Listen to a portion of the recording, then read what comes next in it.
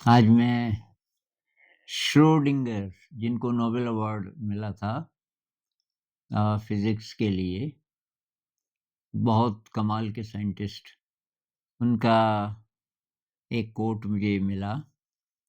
अभी कुछ दिन पहले आपको याद हो मैंने इनकी एक कोटेशन शेयर की थी जिसमें बोलते हैं कि पूरे ब्रह्मांड में अ, एक ही दिमाग है, एक ही माइंड है।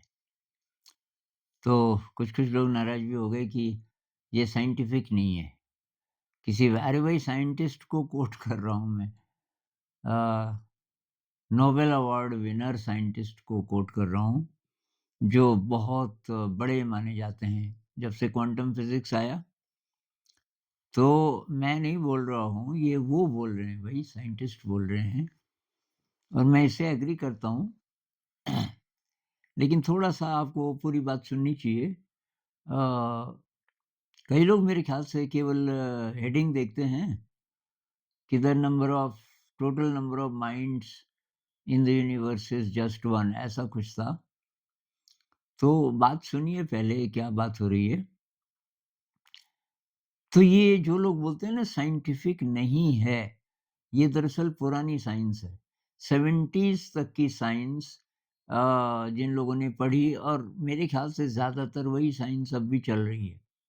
जो लोग नई-नई चीज़ें नहीं पढ़ते उसके लिए सिलेबस से बाहर जाना पड़ेगा आपको। अ, तो वो बस रुके हुए हैं उसी चीज़ पे। लेकिन क्वांटम फिज़िक्स के बाद के जो वैज्ञानिक हैं, अब वो बँट गए। कुछ तो हैं जो पुराने ही उस पे चल रहे हैं अभी। लेकिन बहुत सारे वैज्ञानिक हैं जो बिल्कुल नई बात कर रहे हैं और इसलिए वो अ,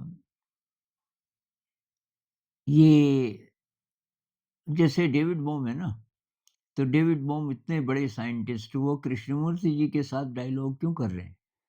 भई कृष्णमूर्ति जी को तो आप मिस्टिक कह सकते हो, मतलब इस फिज़िकल रियलिटी के पार की जो बात है उसको जो जान सकता है। तो कृष्णमूर्ति जी और डेविड बोम के डायलॉग्स कमाल के, उनकी किताब है द एंडिंग ऑफ टाइम जिसमें उनके मेरे ख़्याल से 15-16 डायलॉग्स होंगे और एक-एक डायलॉग कई-कई पेज का है। तो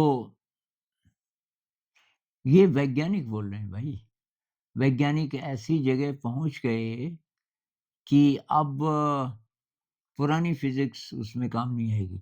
तो ये श्रोडिंगर जी बोल रहे हैं, consciousness can not be accounted for in physical terms. जो चेतना है, उसके बारे में आप किसी भी प्रकार से ऐसा कुछ बोल ही नहीं सकते जो कि हम फिज़िकल टर्म्स में बोलते आए हैं। मतलब साइंस जिस-जिस भाषा का प्रयोग करती है, अभी तक साइंस को जो-जो ज्ञान है, कॉन्शियसनेस के बारे में कुछ नहीं बोल सकते। For consciousness is absolutely fundamental क्योंकि सबसे जो मूल चीज़ है, जिससे बाकी सब कुछ बना, वो कॉन्शियसनेस है। उसके लिए आप कुछ भी और नहीं बोल सकते, किसी भी और प्रकार से अ, उसको व्यक्त नहीं कर सकते। It cannot be accounted for in terms of anything else. Consciousness, consciousness है और एकदम मौलिक है, एकदम फंडामेंटल है और किसी भी और चीज़ से उसको आप पकड़ नहीं सकते, व्यक्त नहीं कर सकते। तो जब हम बात करते हैं ना एनडीई की, नियर डेथ एक्सपीरियंस, और उन लोगों को जो अनुभव हुए, तो वो कॉन्शियसनेस का इलाका है। मतलब जब हम बात करते हैं आत्मा की, परमात्मा की, ये जो भी बड़ी शक्ति जितने धर्म मानते हैं उसकी, पुनर्जन्म की इत्यादि, तो वहाँ विज्ञान अभी पहुँच नहीं सकता, विज्ञान का डोमेन नहीं हो और इसलिए ये बोलना एक तरीके से अवैज्ञानिक है कि भई क्या प्रमाण है इसका? वैज्ञानिक प्रमाण क्या है? भई प्रमाण कहाँ से आएगा? वैज्ञानिक के पास कोई टूल ही नहीं है अभी तक कि वो कुछ भी बोल सके। अब ये जो पुराना ईगो है साइंस का वो चला आ रहा है कि ना जी ना, ये साइंटिफिक नहीं है, देयर इज़ नो प्रूफ। अरे भाई प्रूफ उसका हो सकता है जिसके बारे में कुछ ज्ञान हो आपको। जिसके बारे में कुछ ज्ञान ही नहीं उसका प्रूफ देंगे कहाँ से? तो इसलिए इसका विज्ञान ढूँढने की अभी आप कोशिश मत करो। जो लोग कर रहे हैं रिसर्च जैसे पुनर्जन्म किसके आधार पे जैसे बच्चों को पूछते हैं 3 साल से थोड़ा कम उम्र के बच्चों को, तो उनमें से कि बहुतों को पुनर्जन्म पहले का जन्म याद रहता है। तो बोलते हैं मेरी मम्मी वो है, मेरे पापा वो हैं, वहाँ रहते हैं। तो एक एक बहुत बड़े साइंटिस्ट हुए हैं जो यही काम करते थे। मतलब पहले पढ़ाते थे बहुत बड़ी यूनिवर्सिटी में, उसके बाद उन्होंने वो छोड़-छाड़ के ये रिसर्च ही शुरू कर दी। अभी उनकी डेथ हो गई। तो वर्जीनिया यूनिवर्सिटी में जिन्होंने ये डिपार्टमेंट शुरू किया, ये पुनर्जन्म वाला और 2000 से ज़्यादा केसेज़ वो प्रूव कर चुके हैं इसके। तो अब उसको भी हम ना माने तो ना माने कि क्या साइंटिफिक प्रूफ है। साइंटिफिक प्रूफ भई हो कैसे सकता है कि आत्मा जी हम नहीं मानते। इंसान मरा तो मरा बस खत्म। तो ये तो आप अपनी पुरानी मेंटालिटी के कारण बोल रहे हो ना। अब ऐसे-ऐसे वैज्ञानिक हैं बहुत कम। श्रोडिंगर जी को मानना पड़ेगा क्योंकि उनको नोबेल अवार्ड मिला है, डिस्मिस नहीं कर सकते। यही बात मेडिटेशन के बारे में है। जो लोग नहीं मानते भई एक्सपीरियंस की बात है, जितना आप एक्सपीरियंस कर सकते हो उतना तो करो। अभी नियर डेथ एक्सपीरियंस ये हम नहीं कर सकते, इसके लिए तो मरना पड़ेगा ना। अब मर के भी वो हर एक को थोड़ी होता है। तो जो हम कर सकते हैं मेडिटेशन और उसमें तब किस स्पेस में आप चले जाते हैं। बीच-बीच में ऐसा होता है ना कि टाइम और स्पेस के पार जैसे आप चले गए। तो ये केवल पढ़ के, केवल बातचीत से विश्वास करें या ना करें आपकी मर्ज़ी है, इससे काम नहीं चलेगा। अनुभव करना पड़ेगा उसका।